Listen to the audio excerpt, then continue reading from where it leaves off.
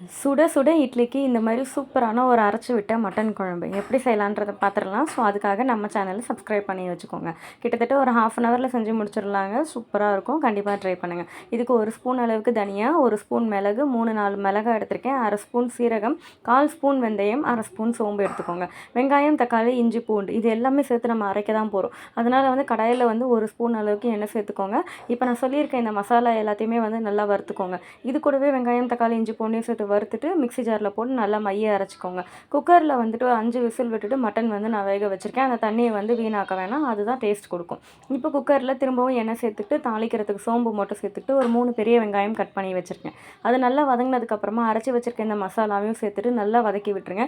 பச்சை வாசனை போனதுக்கப்புறமா வேக வச்சுருக்க மட்டனையும் இது கூட சேர்த்து கொஞ்சமாக உப்பு சேர்த்துக்கோங்க. நல்லா கலந்து விட்டுக்கோங்க. ஒரு 5-10 நிமிஷம் வரைக்கும் நல்லா கொதிக்கிட்டோங்க.